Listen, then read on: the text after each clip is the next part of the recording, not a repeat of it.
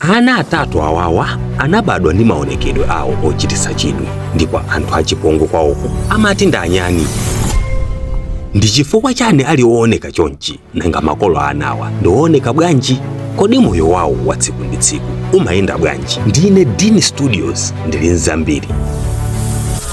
Ndisanapitilire anzanga mukuonera nkhani zomwe ndimakupatsirani ndi zoona zokhazokha. Ndikukamba izi kamba ka makomenti ena omwe anthu mumayika. Indedi ndi zoona nkhani zina ndi zovuta kukhulupirira. Ichichi ndi chifukwa chake ndimakupatsirani nkhanizo.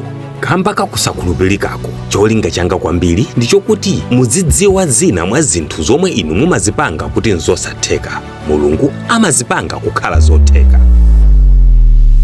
Anawa ndi Oliver, Eric ndi Magnifique akukula ndi kuleredwa ndi mayi yawo okha, kamba kuti bambo anawa anathawa banjali chifukwa choti mayi anawa akubereka ana oterewa.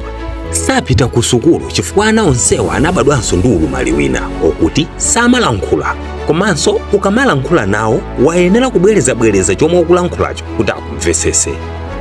Kusewera kwawo ndi kunkhalango yomwe ali nayo pafupi, pena mu mitengo kumene.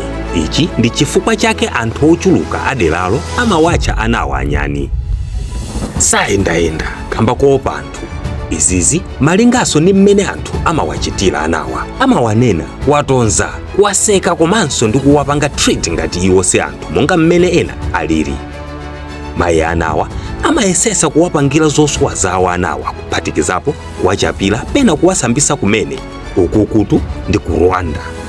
Mayiwa ati amakhala ndi chikhumbokhumbo choti anawa aphunzire, koma izi zimafunika ndalama zomwe mayiwa alibe.